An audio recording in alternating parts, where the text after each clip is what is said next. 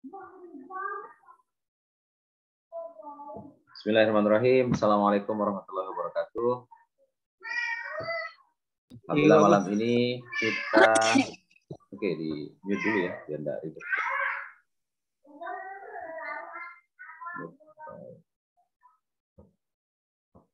Alhamdulillah malam hari ini kita diberikan kesempatan oleh Allah.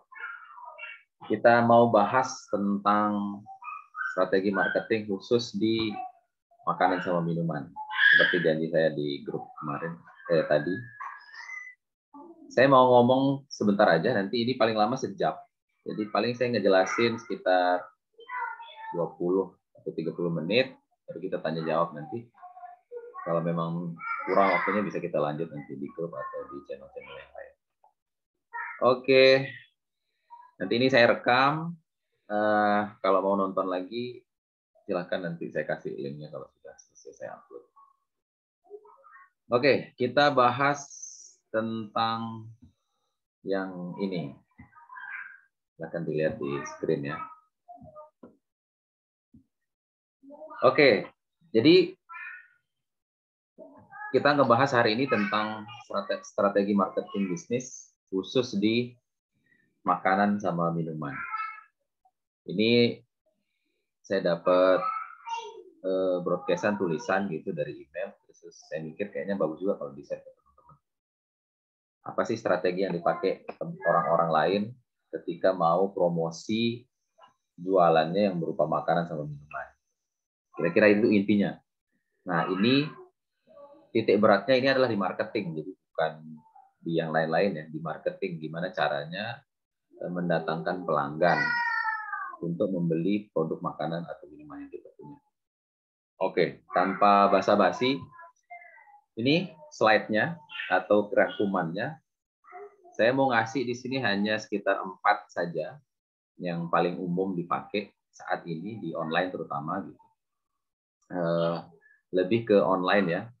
Saya tidak terlalu berbicara tentang offline seperti apa, bukan jualan dari rumah ke rumah. Jadi kita fokuskan di marketing yang lebih spesifik lagi nanti di marketing online seperti apa. Nah, buat teman-teman yang masih belum kenal dunia online, bisa jadi awalan lah. Kalau orang jualan makanan atau minuman online itu seperti apa sih? Oke, jadi ada 4, kita bahas satu-satu. Biar nggak panjang lebar. Yang pertama, strategi orang jualan atau marketing produk makanan sama minuman itu adalah lewat seperti ini. Satu, ada yang namanya lokal influencer. Nah, ini mungkin bahasanya agak berat nih, tapi nanti saya coba jelasin lebih sederhana ya. Lokal influencer itu maksudnya apa sih? Jadi lokal influencer itu ada, kita bisa katakan selebgram atau artis lokal atau akun-akun Instagram atau TikTok atau apapun itu yang punya follower banyak kira-kira, tapi dia basisnya lokal. Nah, terus apa hubungannya nih jualan makanan dengan lokal influencer gitu? Biar nggak bingung, saya kasih contoh aja ya. Saya bukain salah satu akun, kita buka ya. Ini saya bukain Instagram. Misalkan di Lombok itu ada namanya Inside Lombok. Inside Lombok. Ini akun Instagram yang ngasih berita-berita tentang seputar Lombok. Nah, ini sebentar, saya coba chat saya. Ini kelihatan nggak screen saya ini? Coba kasih saya feedback di chat. Kelihatan nggak? Saya buka di akun Instagram ini.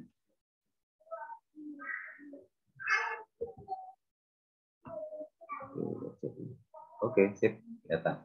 Oke, ini mungkin ada yang udah tahu, ada yang belum tahu. Ini salah satu akun IG yang update tentang berita-berita Lombok. Contohnya misalkan gini.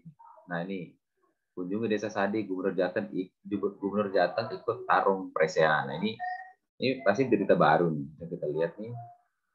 Ini berita. Jadi ya ini Sabtu baru. Sabtu Ganjar datang nih ikut presiden di Lombok. Kira-kira ini dia contoh isi kontennya ya, berita-berita tentang Lombok. Tapi karena dia followernya banyak, ini followernya ada sekitar 300.000. Jadi orang banyak menggunakan apa namanya ini akun ini untuk promosi. Jadi dia dapat uangnya ini sih yang punya akun ini dari orang-orang yang promosi. Contoh misal. Belum kelihatan akun IG-nya, Pak. Ini di yang anu saya kelihatan nggak? Oh sebentar. Belum. Berarti saya yang ini salah. Ini kelihatan nggak? Kelihatan. Kelihatan ya? Oke. Yeah. Di mute lagi ya, biar nggak terganggu yang dengerin. Nah, ini Inside Lombok, saya ulangi ya. Inside Lombok ini akun IG, followernya 300-an ribu. Dia ngeberitain seputar Lombok. Misalnya ada pencurian, ada banjir, ada apa. Nah, tapi orang-orang atau dia dapat duitnya dari mana? Dia dapat dari orang yang iklan di akun ini. Contoh misal nih, kita lihat di postingannya saja. Misal kayak ini makannya kayaknya ada promo. Lihat ya. Ada internet saya lihat ini lagi. Cari agak. Nah, atau kita lihat story-nya ya. Misalkan di story-nya ini kan di story. Nah, story-nya ini masih tentang berita. Kita geser. Masih berita. Nah, ini misal nih. Ini orang promo nih. Tiket masuk 125.000. Ini apa ini? Nggak tahu ini jualan apa ya. Oh, dance. Nah, ketika dia posting seperti ini, berarti orang yang minta diposting itu bayar. Nah ini misalkan ini makanan nih. Ini chicken keras Lombok. Nah, jadi chicken keras yang ada berarti ini yang dekat Rumah Sakit Islam nih. Nah, dia ngiklan di sini. Bayarnya berapa? Saya kurang tahu ya bayarnya berapa ini, tapi sempat dulu pernah kayaknya beberapa bulan lalu itu sekitar 50.000 bayarnya di satu story ini. Satu story ini dihargai misalkan 50.000 atau 75.000. Dulu istri saya pernah nyoba gitu. Pernah coba di sini misal dia jualan ngambil snack gitu, snack judulnya mereknya itu pisang Mesir, terus ngiklan di sini misalkan 50.000. Dari ngiklan itu dapatlah beberapa orang, nggak tahu saya berapa orang ngechat, akhirnya closing, beli dan akhirnya jadi pelanggan. Jadi ketika kita ngeluarin uang untuk ini tadi yang pertama ya influencer lokal, kita ngeluarin biaya misalkan 50.000, kita dapat pelanggan misalkan 2 atau 3 pelanggan. Kalau balik modal alhamdulillah, kalau untuk lebih bersyukur lagi. Tapi yang penting itu kita dapat pelanggannya, karena besoknya bisa repeat order, bisa beli lagi. Tergantung kitanya bisa menjaga atau enggak ininya apa namanya hubungan dengan pelanggannya. Tapi intinya itu yang pertama, berarti saya ulangi lagi ya, berarti saya balik ke screen yang ini. Jadi strategi marketing bisnis minuman dan makanan yang pertama itu dia menggunakan lokal influencer. Nah, harganya bisa banyak ini, bisa variatif. Ada yang memang murah, ada yang memang mahal. Tergantung kita pandai-pandainya nyari. Misal, kalau ada misalkan situs yang apa namanya itu, yang di sana berkumpul para influencer. Coba kita buka di sini. Ini ada situs Social Buzz namanya. Social Buzz yang mana ini kayak marketplace-nya para influencer. Salah satu situs di mana influencer itu kumpul di sini. Jadi kita bisa nyari, misalkan nih, ini anunya ya, alamatnya kalau mau dibuka socialbuzz.com /influencer. Nah, jadi nanti di sini ada banyak influencer, tapi ini di berbagai daerah ya, seluruh Indonesia. Misal nih ada namanya Yana, kasih rate harganya mulai dari 20 ribuan, bisa kita bayar. Entah nanti itu story, feed Facebook, feed IG, TikTok atau dan sejenisnya lah. Nah, ini yang kita bisa namakan dengan influencer lokal. Nah, saya belum tahu nih ada nggak agensinya kalau di Lombok influencer seperti ini. Tapi ini contoh saja ya. Kalau mau rajin nyari ya sebenarnya nanya aja di anak-anak muda tuh siapa sih influencer di Lombok. Nanti biasanya mereka tahu. Nah, oke, itu yang pertama ya. Balik lagi. Jadi yang pertama itu strategi yang dipakai oleh orang yang jualan makanan sama minuman ini pakai influencer lokal. Baik itu bisa berbentuk orang gitu, person, atau tadi kayak akun-akun umum yang ngeberitain, yang yang posting berita-berita lokal. Ini efektif karena berbasis teritori. Kalau kita jualan makanan tuh agak susah, misalkan kalau kirim ke Jawa itu takut basi atau apapun. Nah, yang lebih efektif yang berbasis lokal. Makanya kita cari yang influencer lokal. Insight Lombok itu salah satu aja dari sekian banyak. Ada puluhan sepertinya akun-akun yang mirip dengan seperti itu. Ada Insight Peraya, ada Lombok Update dan macam-macam lah namanya akun-akunnya, dan followernya ratusan ribu juga. Oke, itu yang pertama. Yang kedua, strategi bisnis marketing bisnis makanan dan minuman yang kedua adalah dengan cara ngiklan. Misal kayak tadi ini kita udah deal sama influencer, bayar misalkan 50.000, dia bikin story di Instagram. Nah, story-nya itu bisa kita download. Jadi punya kita kan. Punya kita dengan muka influencer itu mereview produk kita. Misalkan durasinya sekitar 60 detik misalkan, di story itu. Nah, story itu bisa kita iklankan. Bisa iklankan di berbasis juga teritori. Misal nih, kita mau ngiklan di IG Ads atau Facebook Ads. Ini misalkan saya kasih contoh ya, kalau misalkan mau ngiklan di Instagram Ads atau Facebook Ads itu, ini nanti tampilan pengelola iklannya kira-kira seperti ini tampilannya. Nah, misalkan kita tentuin, kita mau ngiklan di mana nih? Nentuin, oh saya mau ngiklan di Nusa Tenggara Barat. Kita klik misalkan West Nusa Tenggara. Nih, provinsi Nusa Tenggara Barat. Oke. Atau kita mau terlalu luas, misalkan kalau NTB terlalu luas. Gimana kalau dipin aja gitu. Kasih tanda, letakkan pin. Nah, di sini saya cuma mau di sini, daerah sini. Nah, di daerah sini. Misalkan di daerah, oke, jualan saya di daerah Gerung.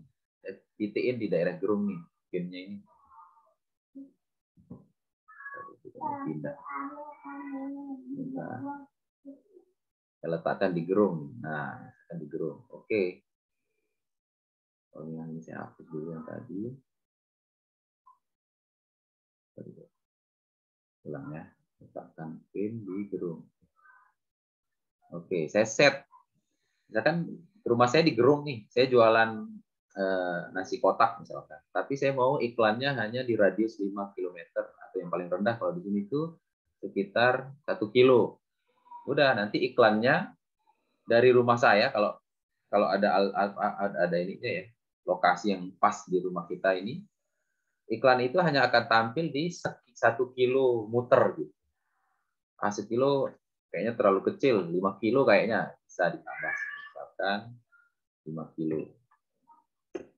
Nah, nanti jadi radiusnya adalah 5 kilo dari rumah saya muter keliling akan muncul iklan saya.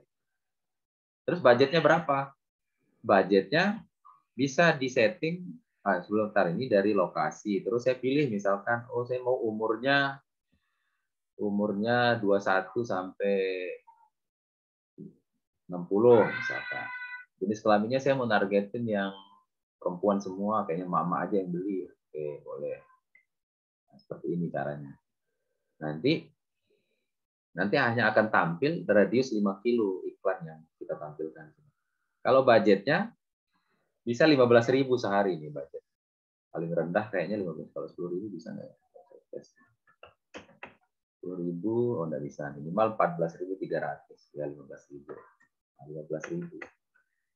Nah, dari video yang sudah bagus itu kita ngambil dari influencer, dibuat itu influencer, kita download, kita iklanin, tampillah selama 24 jam itu kita biayain dia 15.000. Mulai orang ngeh.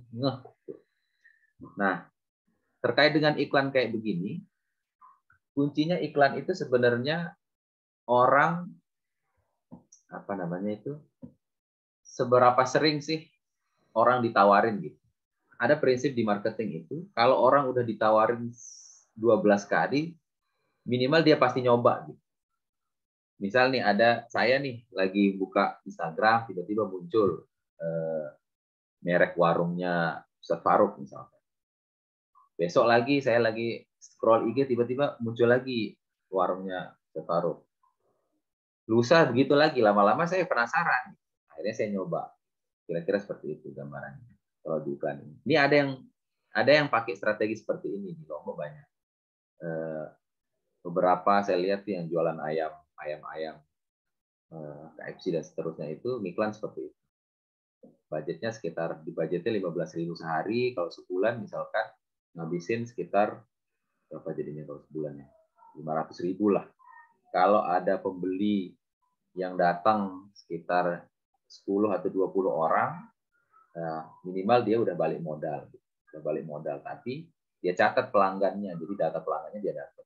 Nanti baru dia follow up lagi di bulan berikutnya. Jadi iklannya nggak sia-sia. Oke, lanjut saja, jangan terlalu lama di sini. Yang berikutnya, yang nomor 3, strategi marketing bisnis nomor 3 adalah dengan cara ini, bisa mengaktifkan GoFood atau GrabFood. Ya masuk aja ke GrabFood atau di GoFood. Nah ini kayaknya udah banyak juga yang ngelakuin, tapi teman-teman juga ada yang belum pernah. Bisa dipakai ini, tapi saran saya kalau pakai ini, kita harus rajin mencatat data. Gitu. Karena yang penting sebenarnya datanya. Kita kan numpang di Gojek nih, numpang jualan. Alangkah bagusnya kalau udah ada orang yang beli, kita catat siapa pelanggannya, namanya siapa, nomor HP-nya berapa, dan data-data lain. Nah, sehingga nanti supaya kita tidak tergantung di Gojek. Karena ketika kita punya data, kita bisa nanti memfollow up lagi di bulan berikutnya dengan WhatsApp kah, dengan telepon, dengan promo dan segala macam kita bisa tawarin. Enggak lagi tergantung dengan GoFood atau Gojek. Gojek atau Grab. Terus yang terakhir, sebelum kita diskusi, biasanya nggak terlalu lama ngomong sendiri, kayaknya pusing, nggak ada yang menjawab, nggak ada feedback di telinga saya, jadi kayak orang ngomong apa gitu. Nah yang keempat, itu mainkan channel organik. Jadi sebagian besar kelemahan teman-teman yang jualan makanan kalau di Lombok ini, dia tidak memperhatikan ininya, tokonya yang ada di online. Toko yang ada di online itu ya Instagramnya, ya TikToknya, ya Facebooknya, dan seterusnya. Saya mau nyontohin aja, misalkan kayak gimana sih kalau orang jualan di IG. Saya mau nyontohin sambal. Kalau kita lihat Instagram sambal. Ini misalkan sambal Gardas, ini Surabaya. Gimana sih cara orang jualan? Jadi yang pertama, logonya bagus, namanya eye catching, mudah diingat dan seterusnya. Nah, isi Instagramnya ini yang di manage gitu. Membuat orang ngiler lah kalau ngelihat Instagram itu kepengin beli. Gitu. Misal ini ada mbak-mbak lagi makan sambal. Kita lihat.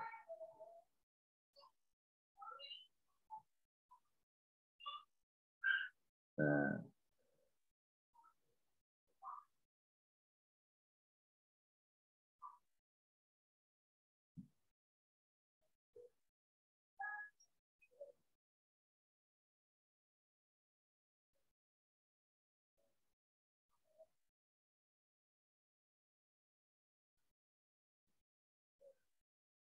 Ya,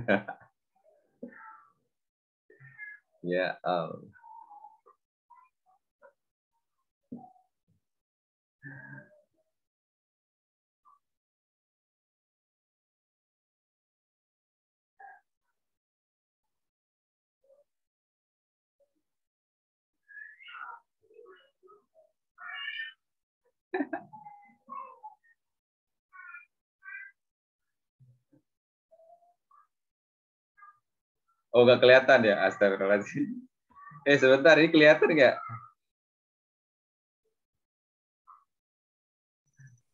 Ya, kelihatan, Seh. Suaranya kedengeran juga? Enggak, Suaranya nggak kedengeran? enggak kedengeran. Oh, di saya aja kedengerannya. Tapi orang makan kelihatan ya? Kelihatan. Oke, oke. Harusnya bisa kedengeran ya. Berarti nggak tahu saya settingan adanya. Bikin ngiler nih kalau dengerin omongan. Tapi maksudnya minimal seperti inilah orang menghias toko online-nya gitu, yang jualan makanan. Sehingga orang ketika lihat Instagram ini, oh nanti buka sendiri aja ya IG-nya ya, Sambal Gardas. Kalau mau dengar suara yang tadi. Jadi orang kepengen gitu kalau melihat ini. Kayak orang-orang makan. Kalau makanan itu kan ngeliatin orang makan terus lahap, udah enak banget sudah. Oke. Nah, jadi karena kita ngomonginnya online, orang kan nggak datang langsung ke toko kita, orang nggak langsung mencium baunya, orang nggak langsung ngelihat toko warung kita rame apa enggak. Orang hanya bisa ngelihat kalau di online ya bisa lewat Instagram, lewat TikTok ataupun sosial media. Nah, sosial medianya ini disusun atau enggak ditata sedemikian rupa supaya orang mau nyobain. Oke. Terakhir, sebelum kita buka diskusi, inilah kira-kira ada 4 cara ya, dari yang berbayar sampai yang nggak berbayar. Oke, saya ulang ya. Yang pertama, bisa pakai lokal influencer kayak Vincent Lombok misalkan, di situ bisa bayar 50.000 atau 75.000. Setelah itu kita dapat videonya misalkan, dapat video atau enggak kita minta influencer tadi buatin video, kita dapat video 1 menit misalkan. Video itu bisa kita pakai untuk iklan, misalkan iklan 15.000 sehari. Tapi hitung-hitungan harus jelas ya, jangan sampai iklannya itu boncos atau enggak balik-balik. Harus belajar juga cara ngiklan yang baik dan benar. Kemudian bisa mengaktifkan GoFood atau Grab. Ini gratis kalau ini. Setahu saya sih gratis kalau daftar. Setelah diverifikasi dan segala macam lolos ya, tinggal nanti paling bayarannya adalah ketika makanan atau jualan kita laku dihasil sama Gojek atau Grab. Kemudian yang gratis juga adalah memainkan channel-channel organik. Channel organik ini banyak. Misalkan ada Instagram, kayak seperti tadi lah, ada Instagramnya ditata. Kemudian ada TikTok, ini juga sama aja, tergantung kitanya. Kemudian ada juga WhatsApp bisa lewat story. Jadi kalau kita punya teman, ya di story itu kita jualan. Ya, kira-kira ini strategi marketing bisnis makanan dan minuman. Ada yang berbayar tadi local influencer berbayar, iklan itu berbayar, GoFood sepertinya tidak, tapi ada semacam bagi hasil. Channel organik enggak, ngembangin Instagram enggak berbayar, kecuali kalau mau hire orang untuk bikin video dan segala macam itu ya baru bayar. Tapi kalau sekedar posting, kita rekam diri kita sendiri, rekam orang lagi makan, adik kita, tetangga kita lagi makan sambal kita misalkan, ya itu enggak bayar. Tapi syarat utamanya sih kalau menurut saya di makanan itu, syarat utamanya adalah yang ini nih. Minggu lalu kita bahas 7 formula buka langsung laris. Nah, syarat utamanya kalau jual makanan itu produknya harus ngangenin. Rasanya harus membuat orang tuh balik lagi lah. Karena percuma nih udah ngeluarin iklan, banyak, sudah promosi sana-sini. Ternyata ketika orang nyicipin terus nggak enak gitu. Orang nggak mau beli lagi ya percuma. Pada intinya adalah kalau makanan ya harus ngangenin lah. Ya taruhlah misalkan ayam taliwang Pak Udin. Itu kan dia nggak pakai promosi, nggak pakai iklan, nggak pakai apa, ya tetap aja setiap ada orang-orang datang, misalkan kemarin ada tamu dari Jakarta ketemu saya, ayo anterin ke Pak Udin, nggak pakai iklan, tapi dari mulut ke mulut, dari cerita ke cerita, dari rasa yang ngangenin, dia bisa bertahan bahkan mungkin udah belasan atau puluhan tahun gitu, dari generasi ke generasi, selama dia bisa mempertahankan syarat utama, yaitu produknya ngangenin atau rasanya maknyus lah kira-kira gitu. Oke, itu materinya. Saya buka sesi pertanyaan, boleh dibuka mic-nya semua lah, biar saya bisa dengar suaranya. Stop dulu screen-nya. Monggo silakan. Oh banyak juga ya, 12-an orang. Silakan kita diskusi. Siapa mau ngobrol dulu?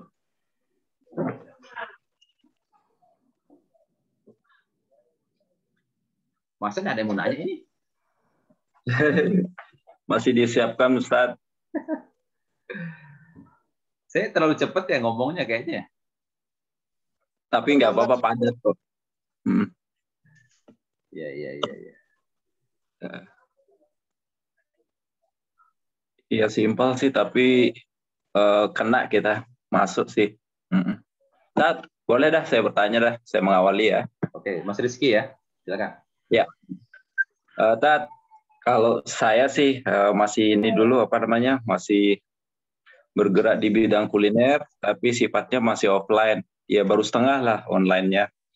Kalau dilihat dari di peluang digital marketing seperti yang sekarang dipaparkan barusan, memang masih banyak potensi dan peluang masih banyak di sana. Tetapi untuk saat ini saya masih sifatnya kita produksi home industry lah, Pak. Apa ini dulu? Biar kita untuk toko kue, misalkan kayak gitu, untuk kue. Oh, toko kue, sip. Okay. Kebetulan barusan saya juga habis COD-an sama salah satu Sohibul Bait yang di Kediri, namanya Mas Fuad. Dia cerita akhirnya sudah ini ada nanti ada ini kita gabung di grup ya Mas. Kita kebetulan ada tema baru nih, kebetulan pastry and bakery. Oh ya, setuju, sesuai dengan passion akhirnya. Gabung sekarang. Nah, pertanyaan saya sekarang, kalau untuk bisnis kuliner ini, dari yang dibilang tadi di poin yang kedua, masalah iklankan video. Jadi dalam radius 1 sampai dengan 5 kilo itu kita berbayarnya kemana dan pakai apa? Setelah itu apakah dia muncul di akun IG, Facebook ataupun aplikasi yang lain? Nah, itu aja sih. Kalau yang tadi, oke, makasih. Kalau yang iklan itu ada banyak. Terserah nanti mau pilih yang mana. Bisa nanti TikTok Ads ada iklan, kita bayarnya ke TikTok. Facebook Ads itu kita bayarnya ke Facebook. IG, Instagram Ads itu kita bayarnya ke Facebook juga karena satu perusahaan. Nah, kalau yang tadi saya contohin itu bisa tampil di Facebook kita, fanpage terutama, atau bisa tampil di akun Instagram kita. Jadi kita ngiklan, nanti dia dari akun Instagram kita itu akan ditembakkan ke target yang sudah kita set tadi itu.